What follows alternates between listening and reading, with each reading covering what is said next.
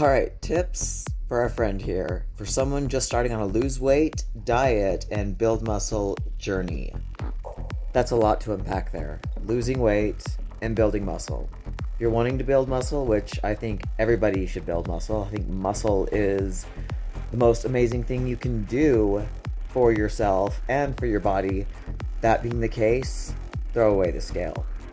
This is me building muscle, and as you can see, of course, the scale is going to go up because my goal here is to build, and muscle weighs technically more than fat. Now, for those of you who are all like, well, if you took a pound of muscle and you had a pound of fat, they don't both weigh a pound. That's not what I'm talking about.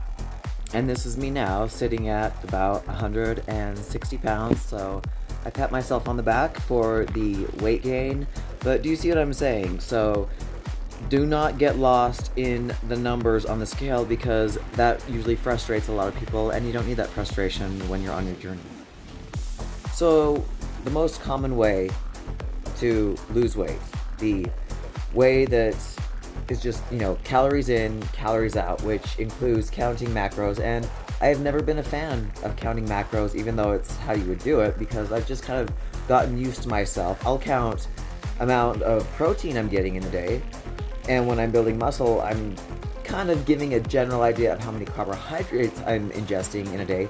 But I eat so little fat, if you will, like that it's an issue. Like, I need to count how many, grams of fat are in this, protein powder, or in this flax milk, or that's, in this coconut yogurt. That's what, yeah. But if you like to have something in front of you to look at, to show you how to calculate and count your macros, this book right here, Fluffy to Fit, by my beautiful friend Claire Morrow, basically will do the work for you. And I suggest you check out her social media pages, check them all out. I will tag her in this video. But yeah, she breaks it down so that you can figure out how many macros you need for your protein, fats, and carbs to make it simple to go about your day and lose weight and build muscle. But in my opinion, just, building muscle. Focus on the build. When I say lose weight and build muscle, the more muscle you have, the faster your resting metabolism is. You put on more muscle, the more calories you're burning in your sleep.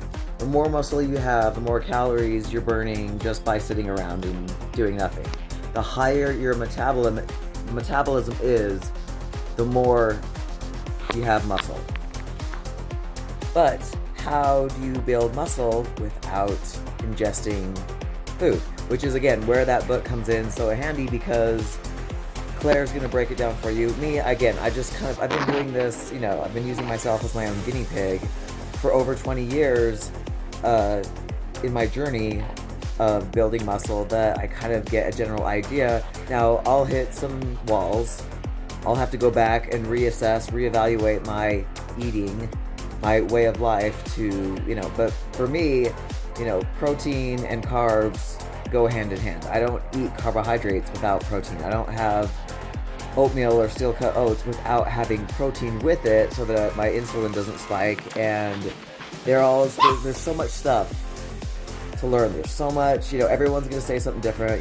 The whole fasting diet, fasting lifestyle is really blowing up. But for someone who's trying to build muscle and that's all they care about, I don't see how fasting will help my muscles grow. And these, of course, are just my thoughts, my opinions. I'm not a doctor, a dietitian. I'm not a personal trainer. Just somebody who's been, doing this, like I said, for over 20 years, and it's become my passion, and I'm always learning. I'm always trying new. I will say this, though.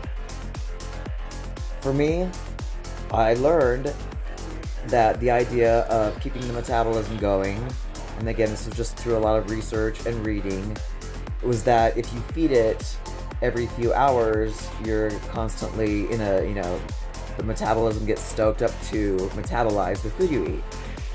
Again, I hear different things. I've heard a lot, again, about the whole fasting way of life, but your goal is to build muscle. So in my opinion, feeding yourself seems the way to build muscle. So for me, I am eating every 2 to 3 hours, but you have to keep in mind, I work in a tire shop. I'm very active, very busy. My goal is to build muscle, so when I go to the gym, I'm very intensely lifting for a solid 45 minutes, tearing those muscles up. So feeding myself is key to building the muscles. And that's where the book comes in handy. That's where Claire breaks down the macros of your height, weight, all that stuff. But again, and I say this, don't think about the scale. Think about clothes. Think about how your clothes fit. I always use my abs to kind of gauge how I'm doing. I'm always taking pictures. I'm always, I get on the scale because I'm curious about the muscle that I've put on. I'm curious to see what my body is doing. But I'm not like, oh crap, I gained 10 pounds. It's more like, oh yeah, good for me. And if you've lasted this long, I applaud you. I know this is a lot. But like I said, there's a lot of things out there, and I don't want you to get overwhelmed. I want you to be excited. I want you to be passionate. But when it comes to food, you should also know this about me too. I go deep, dark down the rabbit hole. There's a lot of things I don't put in my body that are processed.